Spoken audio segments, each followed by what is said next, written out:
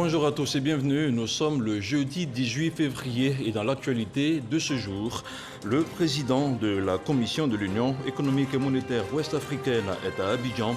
Bourahima Abdallah a été reçu en audience par le chef de l'État, le président Alassane Ouattara. Les échanges ont porté sur les préparatifs du prochain sommet de l'UEMOA qui se tiendra le 25 mars prochain. Le système éducatif est au cœur des préoccupations du réseau pour la promotion du civisme en Côte d'Ivoire. En plus d'inciter à la non-violence, l'organisation pilotée par l'honorable Boubacar Koné maintient le cap.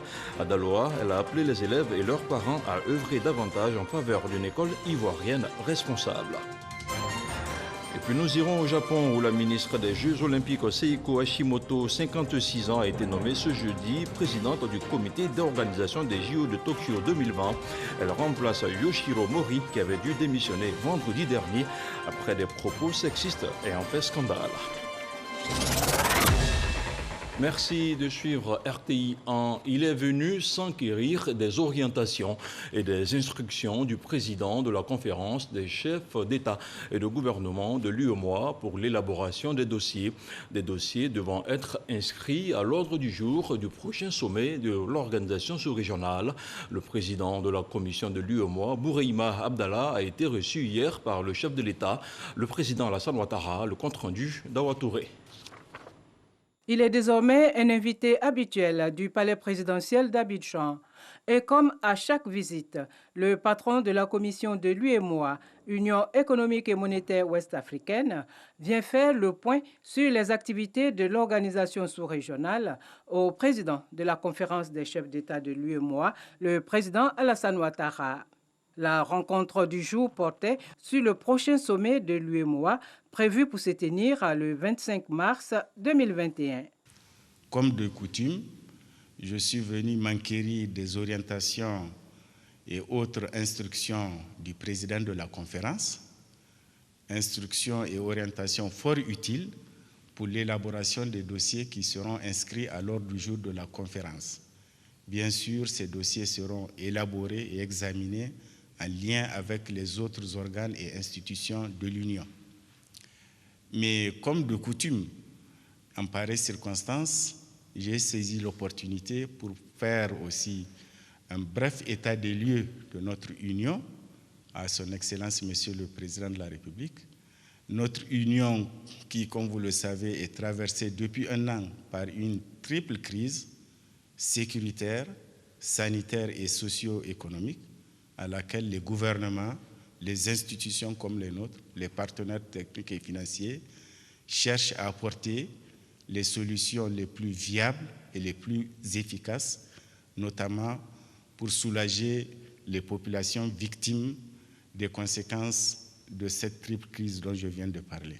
Abdallah Bourahima a également confié au chef de l'État le vœu de toute la sous-région concernant les prochaines élections législatives en Côte d'Ivoire.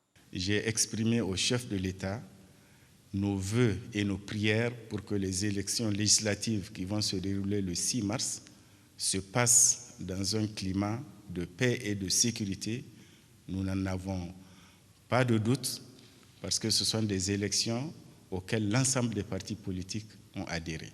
Créé le 10 janvier 1994 à Dakar, au Sénégal, l'UEMOA regroupe 8 États de l'Afrique de l'Ouest liés par l'usage d'une monnaie commune, le franc CFA.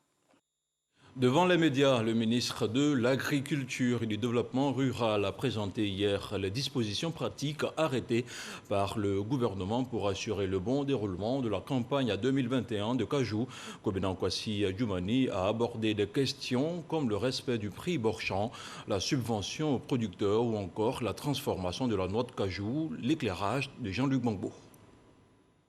La campagne 2021 d'Anacad ne dérogera pas à la règle. Même exigence en matière de qualité de la production, de sécurisation des frontières pour éviter la fuite de la production, mais surtout de respect du prix Borchamp. Assurance donnée par le directeur général du Conseil Coton, Anacard. La commercialisation implique tous les membres de l'administration. Dans chaque département, nous avons un comité de veille présidé par le préfet du département. On ne peut pas être partout poursuivre. Donc c'est le préfet qui a sous son autorité toutes les forces de l'ordre et toutes les autres administrations qui suivent au quotidien la commercialisation et qui nous rend compte mensuellement à travers des rapports de ce qui se passe dans leur territoire. Le ministre de l'Agriculture et du Développement rural, lui, s'est appesanti sur les difficultés vécues par la filière avec la maladie de Covid-19 et ses pesanteurs sur la gestion des stocks. Les frontières étaient pratiquement fermées, mais Dieu merci. Après, il y a eu la réouverture des frontières. Tout le stock qui était disponible est parti. Donc aujourd'hui, avec la production de l'année passée, nous n'enregistrons plus de stock. Donc ce sont les nouveaux stocks qui sont en train d'être acheminés vers le port d'Abidjan. On retiendra également que pour 2021, il ne sera pas accordé de subvention à la campagne de commercialisation des cajous, mais un suivi strict de l'application du prix du kilogramme aux producteurs. Celui-ci a été fixé à 305 francs CFA par le gouvernement. Ouverture à Abidjan de la deuxième édition des Assises nationales de l'économie numérique. C'était dans la commune de Port-Bouët. Le thème retenu pour cette édition se décline comme suit. Bilan et perspectives 7 ans après la réforme du secteur des télécoms, TIC et de la Poste. 3 jours durant, les acteurs de l'écosystème vont revoir la pertinence des réformes engagées et leur impact réel sur le secteur du numérique en Côte d'Ivoire. Des assises qui s'ouvrent quelques semaines seulement après l'opération de basculement de la numérotation en Côte d'Ivoire. On en vient à présent au dossier de la rédaction de RTI 1. Dans un piteux état depuis plusieurs années maintenant, le tronçon Agnibilé-Krou-Bondoukou va être réhabilité par le gouvernement. Partagé entre le doute et l'espoir, les populations attendent de voir le début des travaux. L'ouvrage, qui va coûter 130 milliards de francs CFA, permettra de relancer le développement de la région du Gontougo. C'est un dossier de Kader Sogodogo. La route de l'Est, en son axe Agnibilé-Krou-Bondoukou, 133 km. Pas besoin d'être médecin pour poser un diagnostic fiable. Le tableau n'est pas du tout reluisant. Nid de poule et autres états de dégradation achèvent de convaincre que cette route est malade. Ici qui était à Agnibilé-Krou, à Kounfaou, là, sincèrement, la route est vraiment gâtée. Gâtée. Actuellement, même mon maillot même est cassé. Je suis quitté à Bondoukou. Ah, la route là c'est dangereux, hein. Ça c'est pas bon. Moi quand je suis venu là, ma voiture a gâté 3 fois sur la route. Bon Dieu merci, on s'en va encore. Depuis bientôt une décennie, le gouvernement ivoirien qui fait de la construction et de la réhabilitation des routes un moyen idéal pour le développement multiplie les actions dans ce sens. C'est dans ce cadre que l'axe Agnibilé-Krou-Bondoukou sera réhabilité. Ce sont un peu plus de 130 milliards de francs CFA qui sont dégagés des caisses de l'État. La cerise sur le gâteau, toutes les localités traversées par les travaux bénéficieront de bitume pour leur voirie urbaine. Comme vous le voyez, le gouvernement a renforcé l'axe de l'Est d'Azopé jusqu'à Agnibilé-Krou. Et il nous restait la section Agnibilé-Krou-Bondoukou. Et nous sommes venus pour annoncer la bonne nouvelle aux populations de la région de l'Est, pour dire que les travaux de la section Agnibilé-Krou-Bondoukou vont démarrer incessamment, leur présenter l'entreprise Colas qui est à charge les travaux et leur annoncer les bonnes nouvelles pour dire que les localités qui seront traversées par le projet vont bénéficier du bitumen du linéaire dans les localités respectives. Ainsi, Agnibilé-Krou aura 5 km de bitume, Tanda 5 km, Tankessé 3 km, Kounfaou 3 km et Gouméré 3 km. Bondoukou bénéficie déjà de travaux de bitumage. Une mission du ministère de l'Équipement et de l'Entretien routier a même visité les localités concernées. Je voudrais donc, au nom de la population et au nom du préfet, exprimer toute ma gratitude au chef de l'État pour l'intérêt qu'il porte donc à nos populations et à notre cité. Kounfaou est une commune, mais une commune qui, à l'image d'un certain nombre de communes en Côte d'Ivoire, n'a pas son réseau de voirie développé. Donc c'est aussi une grande joie Les populations sont très enthousiastes d'accueillir ces projets de bitumage. Nous sommes heureux d'apprendre que le village va avoir des nouvelles routes de goudron. Depuis que la création de Gouméré vers 1600, que le village a été créé, jusqu'à présent, c'est la première fois qu'on voit vraiment du bitume dans la ville de Gouméré, en dehors de la route principale. Dieu a exaucé la prière. Donc nous remercions très vivement celui qui incarne la tête de ce pays. L'entreprise en charge des travaux a le cœur à l'ouvrage. Nous sommes vraiment mobilisés pour offrir vraiment des ouvrages de qualité aux populations qui seront bénéficiaires. Lorsque nous sommes mobilisés, nous partons à fond dans les travaux. Donc dans les semaines qui suivent, nous allons déployer nos équipes pour pouvoir faire les travaux et finir dans les temps prévus. Bondoukou Soko et Agnibilokro Takikro seront également bitumés. En cette année 2021, ce sont au total 920 km de routes nouvelles qui seront bitumées. L'État de Côte d'Ivoire, dans son budget 2021, a prévu ce financement. Il faut rappeler qu'en 2011, le linéaire de routes interurbaines revêtues était de 6500 km. De 2011 à 2020, 1015 km de routes neuves ont été bitumées, portant ainsi le linéaire total à environ 7500 km. Axe Agnibilokro Bondoukou, un dossier de Kader Sogodogo à retrouver sur RTI 1. A commencé Abia, une école maternelle totalement réhabilitée par le Rotary Club Abidjan-Biétry a été remise aux populations. L'école va contribuer à améliorer les conditions de travail et d'apprentissage des enfants. Procédant à la remise, la ministre de la Solidarité, de la Cohésion sociale et de la lutte contre la pauvreté, Maria Toukone, a exhorté la population à des élections apaisées. Astou Touré. Une école maternelle totalement réhabilitée et équipée par le Rotary Club Abidjan-Biétry. Ce geste pour améliorer les conditions du travail des encadreurs et favoriser un meilleur apprentissage aux enfants. Il y a 1 ou 2 ans, lorsqu'il pleut, les enfants étaient dans l'eau. Ça nous empêchait de travailler parce qu'on était obligé de fermer l'école avant la fin de l'année. Aujourd'hui, les enfants sont en joie et moi-même je suis en joie. C'est une enveloppe de 10 millions de francs CFA qui a été dégagée pour cette rénovation. Pour la représentante de la ministre de la Femme, de la Famille et de la Protection de l'Enfant, cette action vient renforcer l'existant. Nous avons les centres d'action communautaire pour l'enfance dans les villages et dans les zones périurbaines défavorisées. Ces structures ont un triple rôle. Il s'agit de protéger l'enfant en institution, veiller à son éveil et à son éducation. Et le troisième rôle, c'est l'autonomisation de la femme. Une action de très haute portée pour la présidente de la cérémonie, Maria Toukone. La question de la protection de l'enfance, c'est une des priorités du gouvernement ivoirien. Et sous la houlette du président de la République, son Excellence M. Alassane Ouattara, c'est un secteur qui a connu plusieurs réformes institutionnelles, de construction de nouvelles infrastructures, de réhabilitation de certaines comme celle d'aujourd'hui. Et c'est pourquoi je voudrais saluer l'initiative de mes amis rotariens de Biétry. Membre et marraine du Rotary Club Abidjan-Biétry, Maria Toukone a également procédé au dévoilage de la stèle du Rotary Club International 6 au Carrefour, ancien Koumassi. Et on continue à parler d'éducation avec le lycée 3 de la ville de Daloa qui vient de faire peau neuve. Sa réhabilitation est le fruit d'une action concertée entre le COGES et le conseil régional. Au cours de la cérémonie de remise, le réseau pour la promotion du civisme en Côte d'Ivoire a sensibilisé les élèves et les parents d'élèves. Il les a appelés à œuvrer en faveur d'une école ivoirienne responsable. Éric Goré.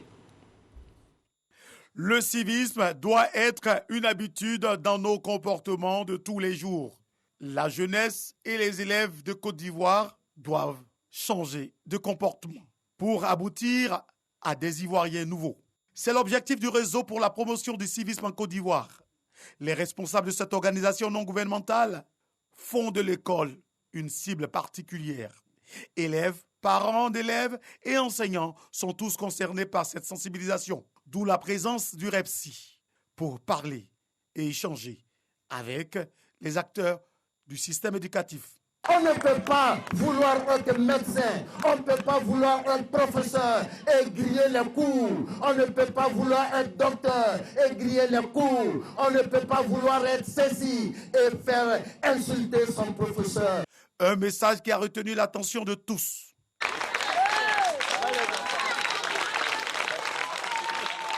Outre la sensibilisation pour le changement de comportement, le lycée Modène 3 de Daloa a bénéficié de 200 tables bancs et de la réhabilitation de sa clôture pour éviter la divagation d'animaux domestiques au sein de l'établissement. Des actions à mettre à l'actif du COGES et du Conseil régional de Daloa. Un message de sensibilisation bien accueilli par les élèves. Tout de suite, on fait le point de la situation de la Covid-19 au 17 février 2021.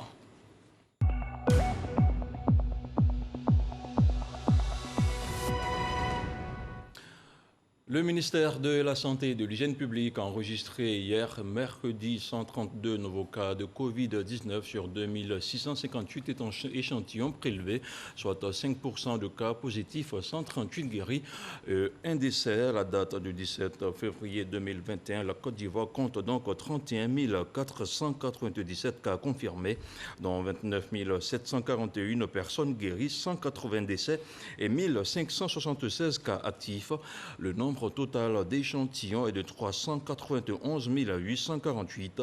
Le ministre de la Santé et de l'Hygiène publique recommande à toute la population le port de masques dans les lieux publics et dans les transports en commun afin de stopper la transmission du virus.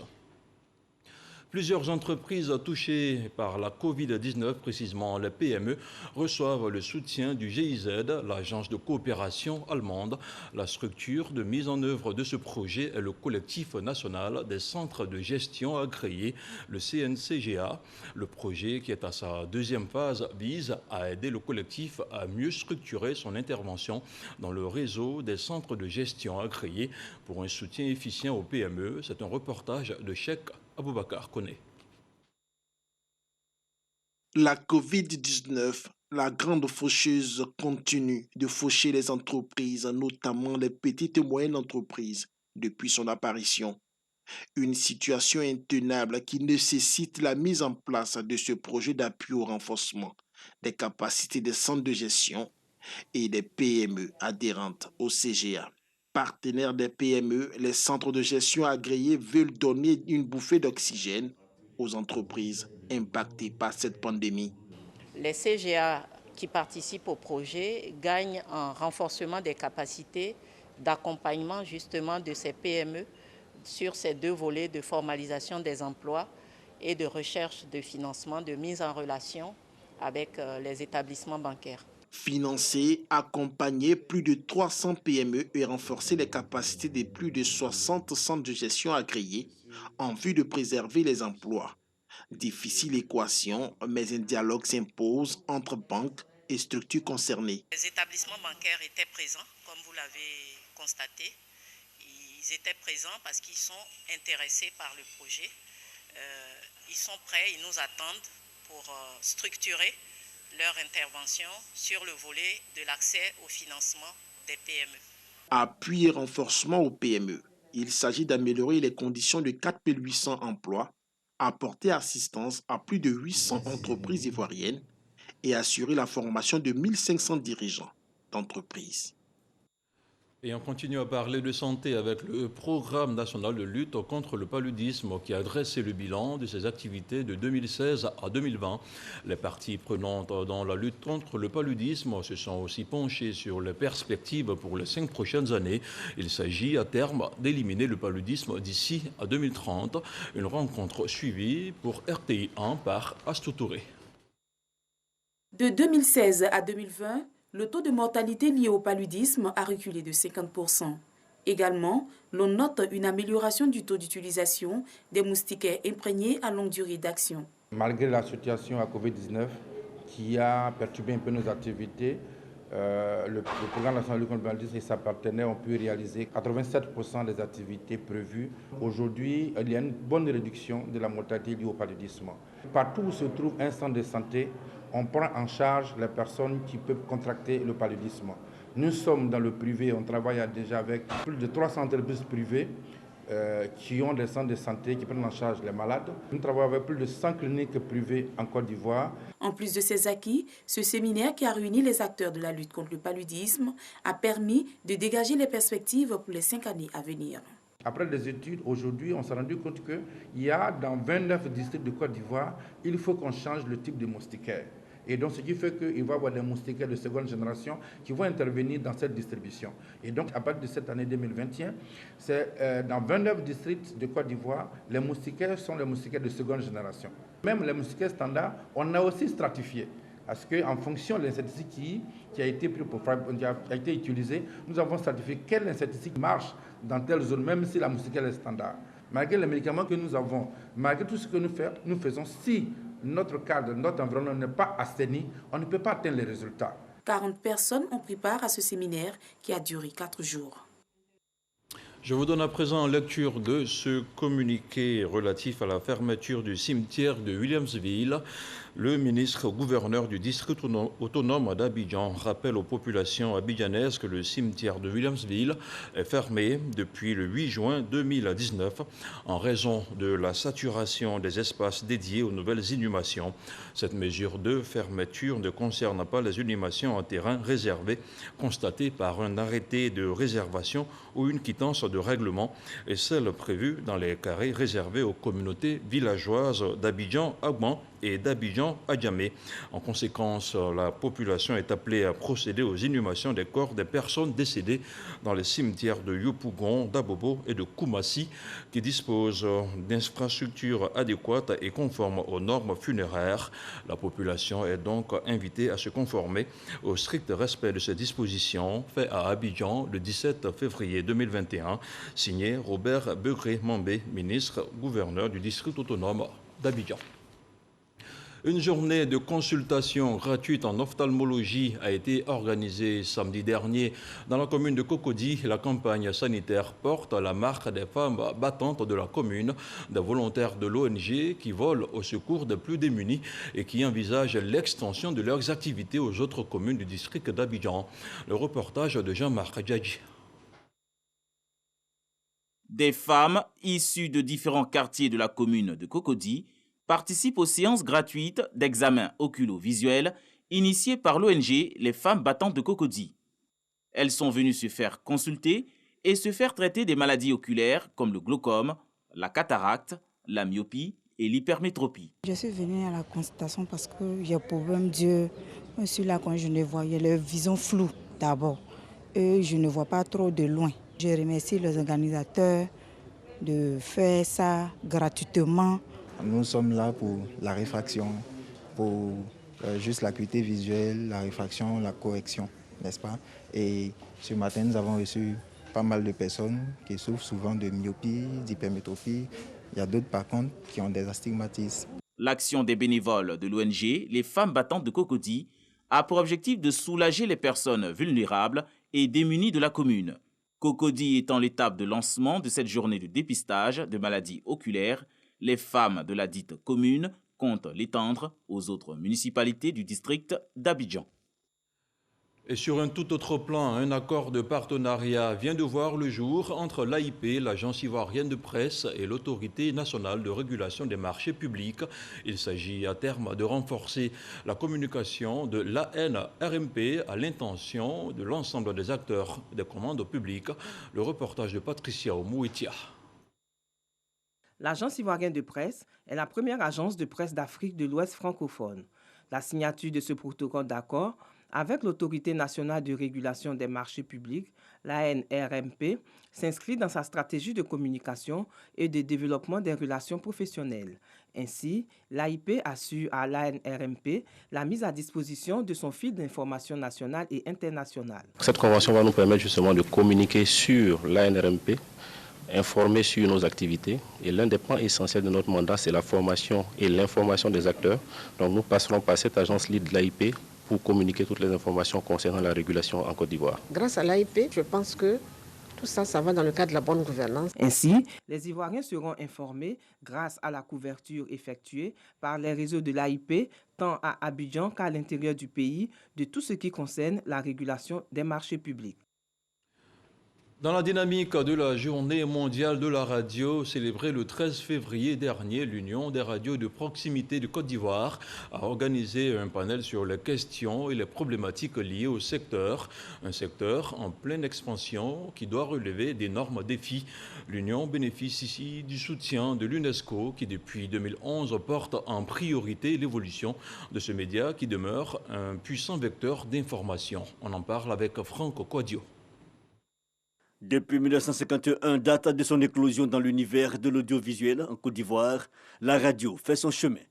Ce média audiovisuel doit aujourd'hui s'adapter au numérique et ses exigences. L'Union des radios de proximité du Côte d'Ivoire organise un panel dans le contexte de cette semaine consacrée à la radio par l'UNESCO pour explorer la question. Nous migrons aujourd'hui vers les nouvelles technologies. Nous devons innover pour offrir ce qu'il y a de mieux à nos populations. N'oubliez pas que la Côte d'Ivoire, c'est 70% des jeunes. Donc les jeunes sont aujourd'hui dans les nouvelles technologies. Notre premier défi, c'est la formation.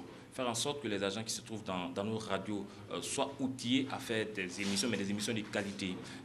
Faire en sorte que nos radios puissent avoir du matériel adéquat. C'est pourquoi justement notre partenariat avec l'UNESCO Abidjan nous permettra certainement de pouvoir équiper ces radios-là. Plusieurs thèmes développés, dont celui des mutations technologiques. Les radios doivent pouvoir intégrer en leur sein tout ce qui est nouveau média. Il faut quitter l'ancienne façon de faire la radio où il faut avoir juste des micros et le matériel qu'il faut et puis émettre. Aujourd'hui, il faut aller chercher plus loin. Échanges enrichissants et interactions. Une radio au service du développement et des aspirations citoyennes. L'UNESCO, initiatrice de la Journée mondiale depuis 2011, réaffirme son soutien. Cette édition de la journée, avec son thème « Nouveau monde, nouvelle radio », affirme le rôle central de la radio pour aujourd'hui et pour demain. Car plus que jamais, nous avons besoin de ce média universel, ce média humaniste, porteur de liberté. La voix de la tutelle, le ministère de la Communication et des Médias est porté par Agnès Crédit, conseiller technique, qui a rappelé, au nom du ministre Sidi Timoko Touré, aux radios de proximité et au secteur en général, son rôle de relais social, les heurtant à la qualité de service. Notons-le, la Journée mondiale de la radio est célébrée tous les 13 février. Et nous allons maintenant au Niger, un pays à majorité musulmane, mais qui compte aussi des chrétiens qui observent le carême depuis hier mercredi pour une période qui va durer 40 jours. Mais comment le chrétien du Niger parvient-il à traduire son carême à travers la prière, le partage et la réconciliation avec ses frères musulmans? Être chrétien au Niger dans la période du carême, c'est une idée de reportage de nos envoyés spéciaux à Niamey, Elorika Dongon et Sidonie Davila. De la cendre sur le front, c'est le début du carême pour les enfants de la cathédrale Notre-Dame du Perpétuel Secours de Niamey au Niger. On a mis la cendre sur notre front pour que nous soyons réconciliés avec Dieu et que nous redevenons des enfants de Dieu. La preuve qu'ils ont conscience de ce qu'ils font, les enfants ont aussi pris des engagements pour les 40 jours de jeûne. J'ai décidé de partager, de prier et toutes les mauvaises choses que je faisais avant d'arrêter. À la cathédrale de Niamey, ce sont les tout-petits qui donnent le top départ des célébrations du mercredi des cendres. Demain, pour tous les chrétiens, un moment de partage, un moment de prière, une meilleure vie dans la communauté. Nous sommes au Niger avec nos frères qui sont pour la plupart des musulmans. Alors, il est du rôle de tout chrétien de montrer ce que nous vivons pendant cette période. Nous sommes en parfaite harmonie et moi, je n'ai jamais rencontré une quelconque hostilité de la part de la communauté musulmane. Le Niger est un pays à 99% musulman, ce qui n'empêche pas le chrétien de vivre sa foi. Pour l'Église catholique, le carême est le moment propice pour accentuer les messages liés au pardon. C'est un exercice, c'est un travail qu'il faut faire au jour le jour. Et le temps de carême nous rappelle encore que nous avons des efforts supplémentaires à faire dans notre vie en tant que croyants. J'invite tous mes frères et sœurs chrétiens de retenir l'appel du Seigneur pour que justement notre vie puisse être toujours un sacrifice agréable à Dieu. L'Église catholique regroupe près de 20 000 fidèles au Niger et la capitale Niamey compte 9 paroisses pour 2000 fidèles. Actualité hors du continent africain, la ministre des Jeux Olympiques, Seiko Hashimoto, 56 ans, a été nommée ce jeudi 18 février présidente du comité d'organisation des JO de Tokyo 2020. Elle remplace Yoshiro Mori, qui avait dû démissionner vendredi dernier après des propos sexistes ayant fait scandale. Et restez toujours sur RTI 1, vous aurez à 16h votre magazine d'information, ça fait l'actualité. Il s'articule autour du thème Résurgence Covid-19, gestion de nos écoles. Il sera présenté par Flora Balogueil. Rendez-vous donc sur RTI 1. Et c'est la fin de cette édition d'information retrouvée ce soir à 20h. Marie-Laure Ngoran, l'information se poursuit également sur le www.rti.ci. Je vous dis à demain à 6h30.